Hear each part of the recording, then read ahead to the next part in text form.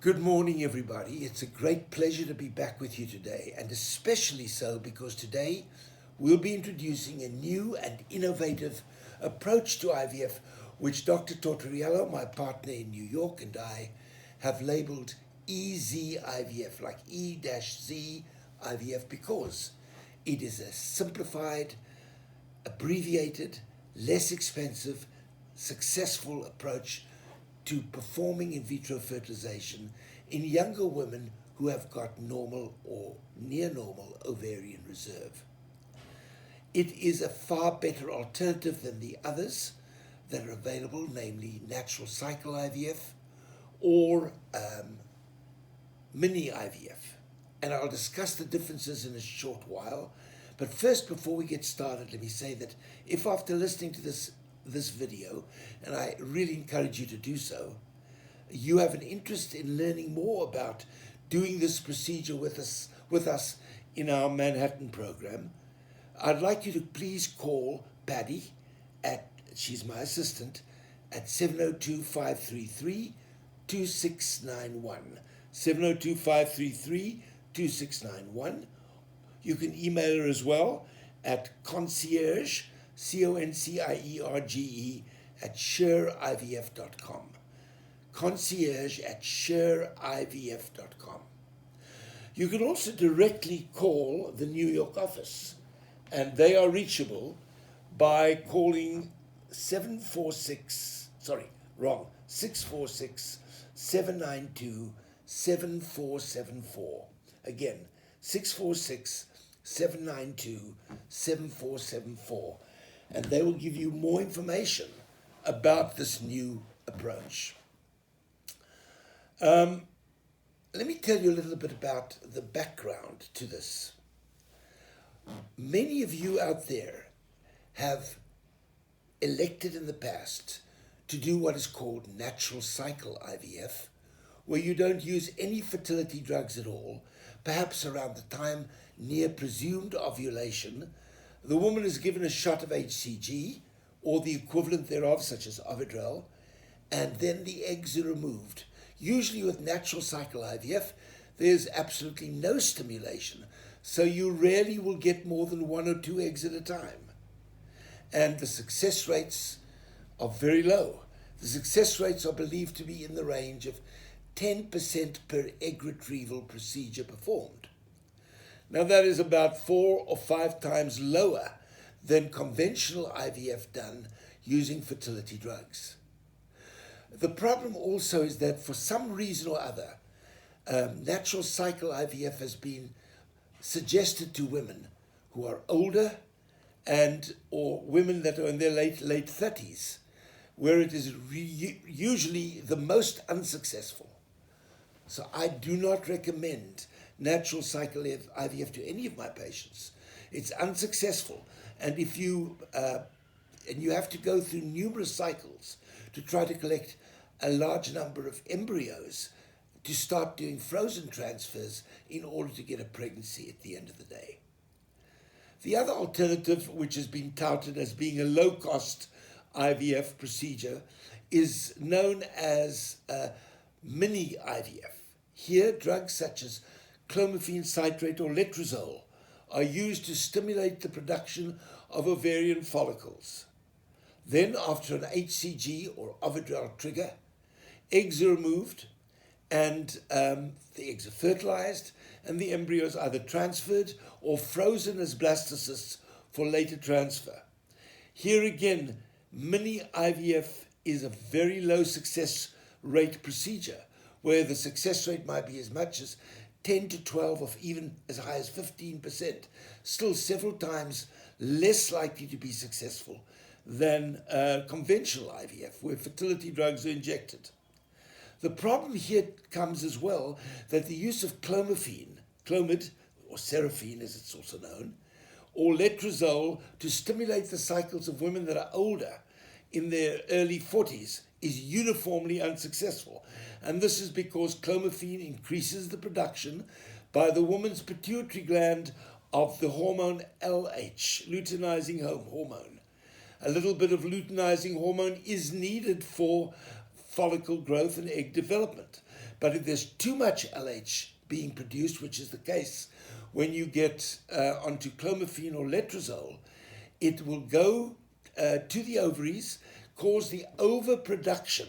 I use the word specifically overproduction of ovarian testosterone. Ovarian testosterone is necessary for normal follicle growth, but if there's too much of it, it gets into the follicular fluid, compromises egg development, and results in the eggs being chromosomally abnormal, with a greater risk of there being aneuploid or incompetent embryos.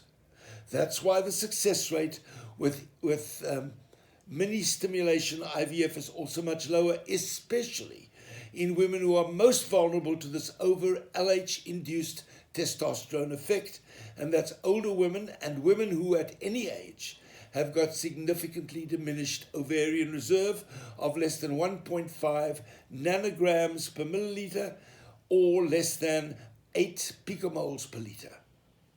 For such women, I discourage you, as strongly as I possibly am able to do, from doing mini IVF or natural cycle IVF, where success rates are very poor. Obviously, the attraction of doing mini IVF or natural cycle IVF is that you avoid the costs of the fertility drugs, of the expensive fertility drugs, namely Follistim, Gonalef, Puragon, and Menopur. In exchange for doing so, the actual cost of a cycle of IVF is less. The problem is that the cost of IVF does not simply reside in the cost of a cycle performed, and it doesn't only come in the forms of currency. The cost is in emotion as well as currency, and it's the cost of having a baby that counts, not the cost of doing a procedure of IVF. So therefore, if you have to go through 3 or 4 or even more egg retrievals to get enough embryos to make an embryo transfer worthwhile after mini IVF or natural cycle IVF, it is overridden by the fact that you are paying more overall than you would if you did fewer conventional cycles of IVF, because you'll get pregnant much more easily with conventional IVF using injectable fertility drugs. So it's really a promise that is not fair to make, that you can cut the costs. From the emotional point of view, it's far more draining because you have to go through the process over and over for the same equivalency in success rates. Again, I am very much opposed to the use of either these approaches to IVF, mini IVF and natural cycle, although there are many centers that offer it and offer it under the guise of it being a preferred approach in women that want to save money through doing IVF. It comes at its own price. What we are introducing now through SFS is neither mini IVF nor is it natural cycle IVF. It is a variation on the theme of conventional IVF that cuts the cost very dramatically. It is intended for women that are under the age of 40 years and have normal to slightly reduced ovarian reserve. We want the woman to have an AMH of greater than, of no less than 1.5 nanograms per milliliter, and or an AMH of no less than 8 picomoles per liter. So with that in mind, let's talk a little bit about what EZ-IVF is all about.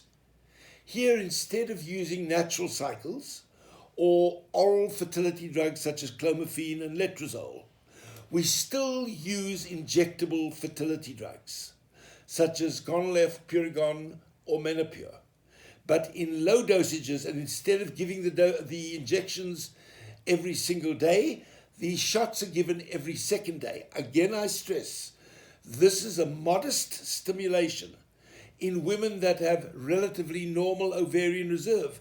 It is not meant for older women over 40 or women who have reduced ovarian reserve, as evidenced by the AMH being less than 1.5 nanograms per milliliter or 8 picomoles per liter. What we do is we give the woman fertility injections every second day in a low dosage. So the overall cost of the medication alone is about 3 or 4 times less than it would be when you do conventional IVF and use additional drugs such as either Lupron or an antagonist such as ganirelix, cetrotide, or orgalutron. Brings down the cost dramatically, and the number of visits to the doctor's office is also reduced.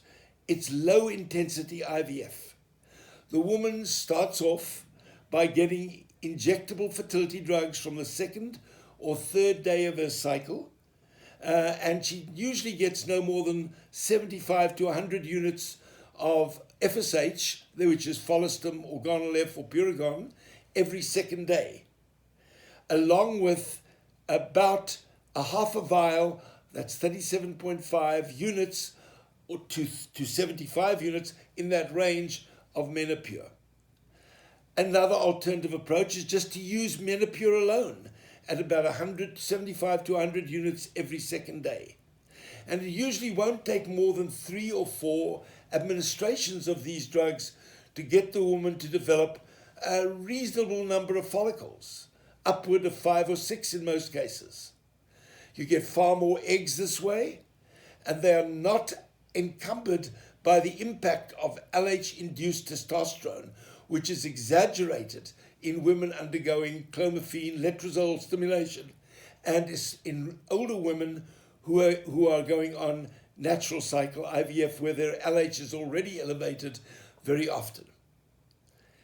So, EZ-IVF gives you all the benefits of low cost. It gives you the opportunity to have several IVF procedures, if need be, but you can very often just get by with one. And I recommend it highly. We'll be offering it to our patients effective June, July of this very year. For those of you interested in learning more about EZ-IVF, please pick up the phone and call Paddy at the number I gave you, or call New York SFS, and I gave you that number. For those of you who want to know when my cycle batches are being held, or when New York is in cycle, simply call up or go to the respective websites. Our respective websites, Sher at sherivf.com. And you will find when I'm in cycle, and the phone call to New York will tell you when Dr. Tortoriello is in cycle. I hope you find this to be helpful, and I hope to hear from a lot of you about this opportunity. The cost will be very, very significantly diminished from what we normally charge for IVF. Thank you very much for your attention, and have a wonderful day.